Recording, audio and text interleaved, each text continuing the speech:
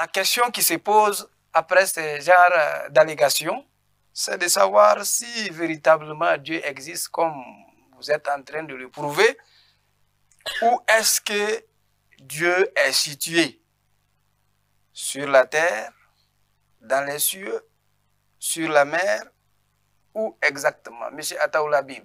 Okay. En effet, je vais répondre à cette question, mais je vais juste un peu, comme a dit, ajouter. Voilà, si l'univers a connu le début, la naissance, certainement celui qui a connu la naissance, il va connaître la mort.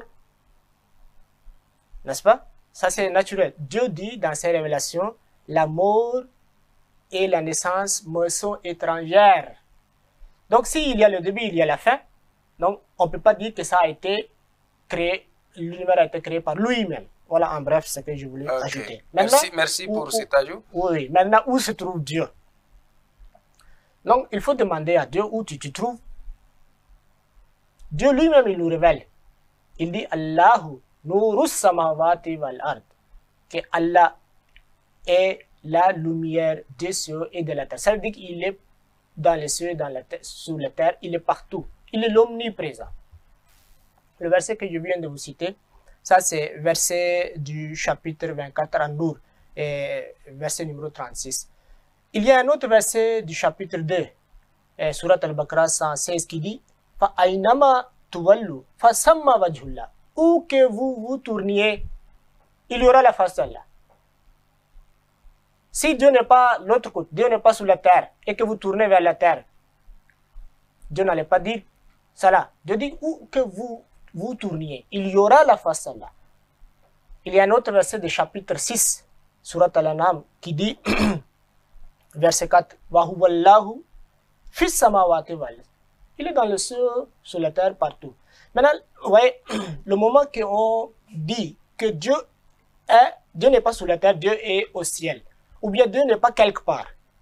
À ce moment-là, cette partie qui est vide, là où Dieu n'est pas là, certainement c'est hors de contrôle de Dieu, ça n'existe pas dans le royaume de Dieu. Alors que par définition, Dieu est le créateur de toutes les choses. S'il est le créateur de toutes les choses, cela veut dire qu'il est l'omniscient, parce qu'il a cette connaissance. S'il a cette connaissance, en utilisant cette connaissance, il l'a créé.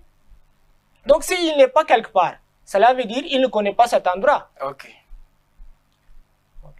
Monsieur Afi Seganda, il y a certains qui pensent que le trône de Dieu se trouve dans les cieux. C'est le marabout, disons le missionnaire Ataoulabib est en train de nous dire le contraire. Oui, parce que, vous savez, Allah dit, où vous me cherchez, hein, vous me trouverez. Vous voyez? Alors, ça c'est une façon effectivement de... Dieu nous révèle ses secrets. Quand il nous parle de cieux et il nous parle de la terre. Le saint prophète Mohammed sallallahu alayhi wa sallam nous a dit que Allah, il se trouve à votre gauche, à votre droite, devant vous, derrière vous, en haut, au bas. Allah se trouve partout. Quand on parle du trône de Dieu aux cieux, ce n'est pas effectivement limité au trône de Dieu parce que le prophète Mohammed sallallahu alayhi wa sallam nous a déjà défini que Dieu, il est partout. Quand vous avez besoin de Dieu, vous voyez, vous avez besoin de Dieu.